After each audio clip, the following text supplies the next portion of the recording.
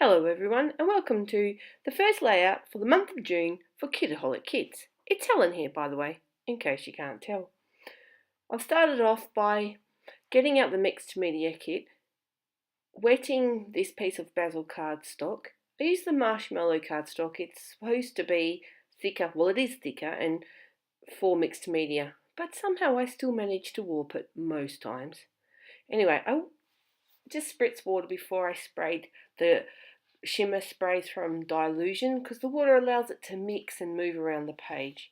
Sopped it up with paper towel, added some sprinkles and went, oh, that's just a little bit too bright for what I had in mind today. So I pulled out some white paint and thought I will mute it down. Of course, the shimmer sprays are reactive to water, so I ended up with a nice mauve page with some other splotches behind it. Not quite what I was going for. So I set that piece of paper aside, pulled out a brand new piece of white cardstock, and this time I thought, what about if I actually add the shimmer spray to the white paint and then use a spatula and just spread it around the page like normal. There's no theory behind how I'm adding this stuff. No planning, no nothing. I just slap it onto the page and see what happens. I've ruined a few pages this way, but I've also created some really good backgrounds this way too. So I added some sprinkles of the shimmer spray in Calypso Teal, one of my favourite colours. I was so happy when Steph put that one into the mixed media kit. And this stencil is also in the media kit for this month. So as you can see, I pulled out some distress ink in a mauvey colour and thought, right, some splotches of that around. And then I'll sprinkle some of the pink around. I think it's bubblegum pink, another one of my favourite ones in the Dilutions range. Right, now what? Didn't really like it, just plain like that. So I thought I'd trim it down and stick it on a piece of the pattern paper from the main kit.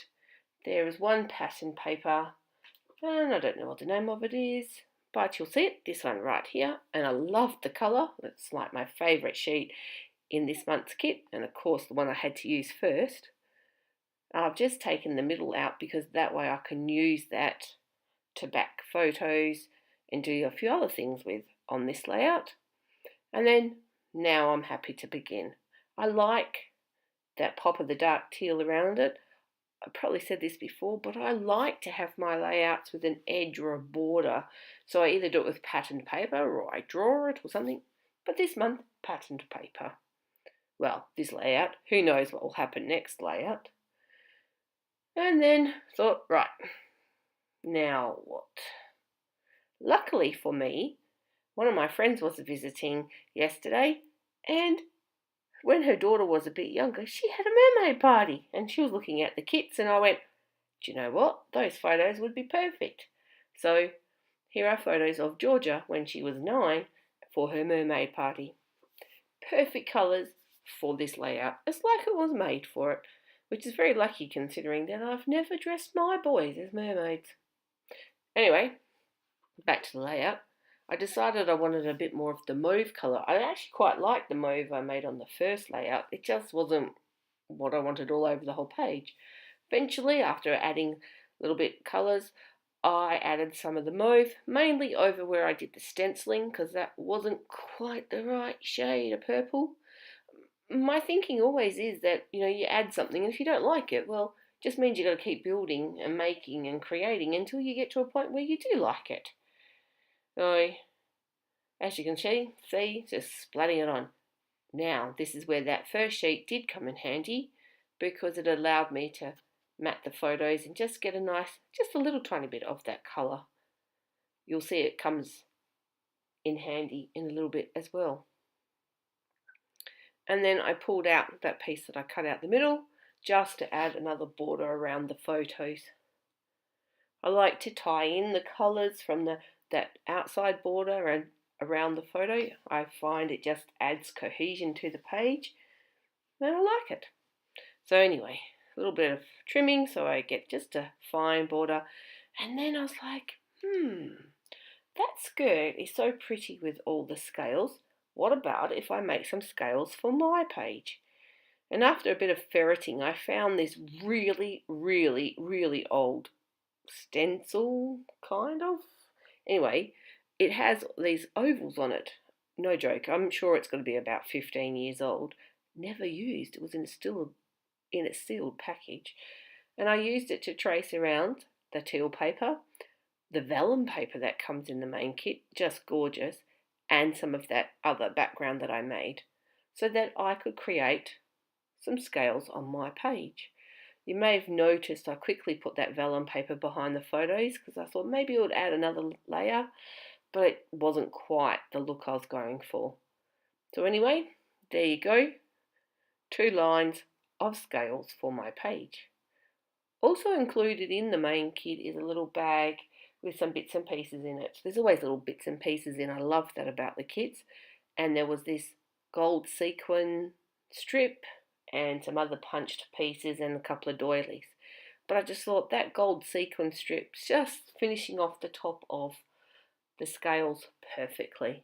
Now I backed my photo with some fun foam and I just had to trim it there so that it sat nicely over that gold sequined piece of strip there. And you can see I've pulled out one of the doilies. I position it, then when I take away the photo, I just quickly add some tape underneath it so it doesn't move and it's still in that same spot.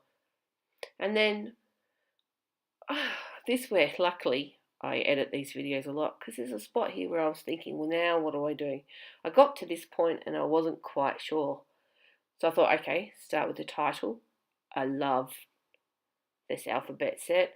I mean, the colours, these colours are my favourite colours. I love this whole creating with this today. And when my friend saw the kit yesterday, she was like, Helen, this one was made for you. It's the perfect colours.